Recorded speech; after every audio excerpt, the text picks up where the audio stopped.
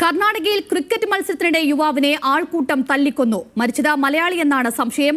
മലപ്പുറം വേങ്ങര സ്വദേശിയുടെ ബന്ധുക്കൾ സ്ഥിരീകരണത്തിനായി മംഗളൂരുവിലേക്ക് പുറപ്പെട്ടു. സംഭവത്തിൽ 15 പേരെ പോലീസ് അറസ്റ്റ് ചെയ്തു.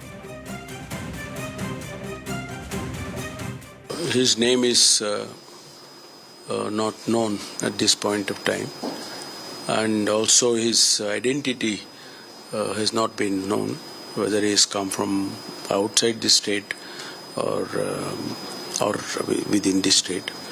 A few people got together and beat him, and all that incident has happened.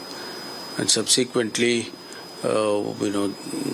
he didn't die on the spot, but they said it's later on he died because of the shock and so on. വിവരങ്ങളുമായി നിഖിൽ അളവൂർ ചേർന്നുണ്ട്. നിഖിൽ, പാക് അനുകൂല മുദ്രാവാക്യം വിളിച്ചെന്നാരോപിച്ച ഒരു യുവാവിനെ ക്രൂരമായി തല്ലിക്കൊന്നിരിക്കുന്ന വാർത്തയാണ് നമ്മൾ അറിഞ്ഞത്. അത് മലയാളിയാണെന്നുള്ള സൂചനയാണ് ഇപ്പോൾ ലഭിക്കുന്നത്. എന്തൊക്കെയാണ് വിശദാംശങ്ങൾ? അതിൽ ഈ പാക് അനുകൂല മുദ്രാവാക്യം വിളിച്ചു എന്ന ഒരു അഭ്യൂഹം പ്രചരിക്കുന്നുണ്ട്. അതിനപ്പുറത്തേക്ക് അതിനൊരു സ്ഥിരീകരണം വന്നിട്ടില്ല. ഏതായാലും ഒരു ക്ഷേത്രത്തോട് ചേർന്ന ഗ്രൗണ്ടിൽ ക്രിക്കറ്റ് കളിക്കുന്നതിനിടെ ഉണ്ടായ തർക്കമാണ് ഇത്തരത്തിലൊരു കൊലപാതകത്തിലേക്ക് എത്തിച്ചത്.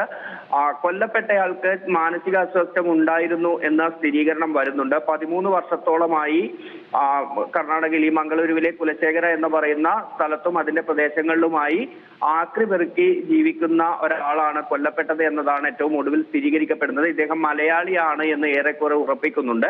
ഏതായാലും ഇദ്ദേഹത്തിന്റെ ബന്ധുക്കളെ നേരത്തെ പോലീസ് ബന്ധപ്പെട്ടിരുന്നു. ഇവർ ഏതായാലും ഇപ്പോൾ മംഗലാപുരത്തേക്ക് തിരിച്ചിട്ടുണ്ട്. ഇവരവിടെ എത്തുന്നതോടുകൂടി ഇക്കാര്യത്തിലൊരു സ്ഥിരീകരണം ഉണ്ടാകും. കൊല്ലപ്പെട്ടത് മലയാളിയാണ് എന്ന് ഏറെക്കുറെ ഉറപ്പിക്കുന്ന ഒരു സാഹചര്യത്തിലാണ് നിലവിൽ ഉള്ളത്. പോലീസ് അത്തരം കാര്യങ്ങളിൽ കൂടുതൽ അന്വേഷണം നടത്തി വരുന്നുമുണ്ട്. ശരി, കർണാടകയിൽ ക്രിക്കറ്റ് മത്സരത്തിനിടെ യുവാവിനെ ആൾക്കൂട്ടം തല്ലിക്കൊന്നു. മരിച്ചത് മലയാളി എന്നാണ് സംശയം. വിവരങ്ങൾ നൽകിയത് നിഖിൽ അളവൂരാണ്.